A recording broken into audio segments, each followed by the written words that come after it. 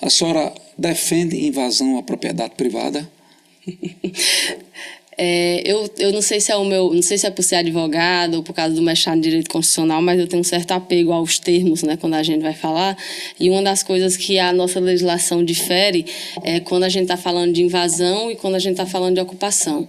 A gente tem como invasão, por exemplo, no conceito de esbulho, de você tentar tomar para si algum determinado imóvel, e a gente tem na jurisprudência de muitos anos já, desde a redemocratização que é posta, o termo ocupação com um sentido diferente. O termo ocupação ele tem um sentido de um ato de reivindicação de direitos e que, inclusive, muitas vezes nem se trata de o direito ter a ver com aquele imóvel que está ocupado. Por exemplo, se você andar aqui no nosso estado, em alguns lugares você vai ver na beira da estrada, na margem da estrada, acampamentos do MST.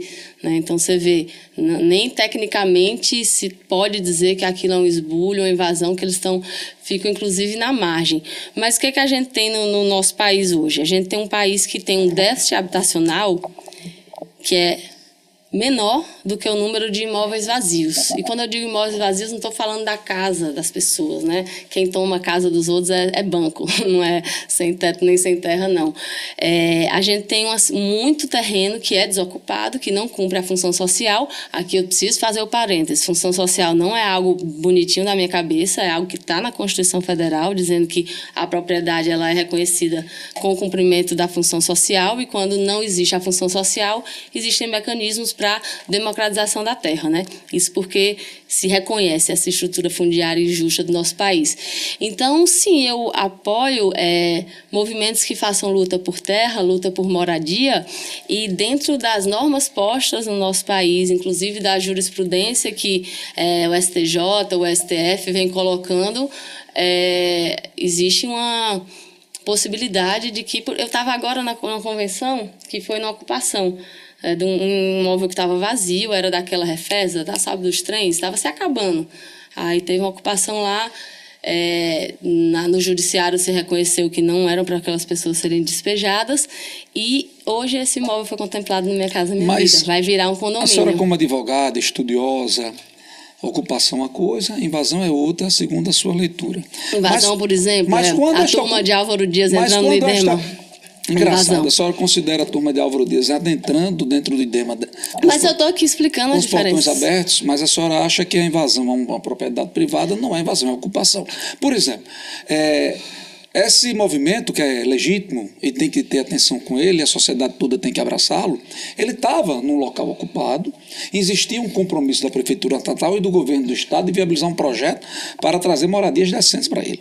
O próprio Governo do Estado disse que enviou para a Caixa, mas a Caixa disse que o projeto não chegou completo e o governo não mandou as informações. Eles vieram ocupar uma propriedade privada.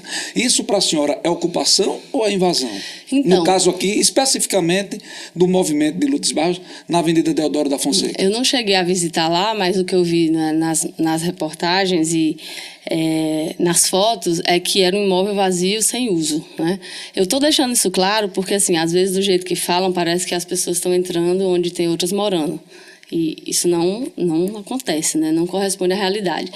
Aí eu volto a dizer, quem diz que tem que ter uma coisa acontecendo naquele terreno não sou eu, nem é esse movimento, nem é o Judiciário, é a Constituição Federal, quando fala de função social. Até onde eu sei, inclusive, nesse processo teve um acordo firmado. Eu acho que eles estavam até sendo realocados desse local. Agora, sabe o que eu acho, Bruno? É que esse tema, na forma que ele costuma ser posto, a própria forma da tua pergunta, já traz muito esse tom, ele está numa ótica muito equivocada sobre o que se acha que vai resolver esse problema. Porque qual é a ideia? É mandar a polícia lá para bater nas pessoas, nas mulheres grávidas que estão lá, nas crianças que estão lá? Porque o que está no meu plano de governo é que o tema da habitação vai ser levado a sério. Natal hoje não tem uma política de habitação popular que a gente possa chamar de política. Tem um projeto ou outro que se consegue em edital e que simplesmente não atende, não corresponde ao tanto de pessoas que não têm teto, que vivem na rua ou que vivem num barraco, em condições degradantes que tem em Natal. Não sei se alguém achar que... Não sei se você já puderam entrar num barraco. É um negócio muito desumano. Se alguém achar que aquilo ali é por esporte ou por diversão, então você quer resolver esse problema de ocupação é fazendo política de habitação social. Só para finalizar. Sabe onde teve um despejo? Do baldo, do viaduto. Eu acho que é até uma tecnia chamar de despejo, porque você despeja de um imóvel. Tá. As pessoas foram despejadas da rua para o quê? Para outro lado da rua.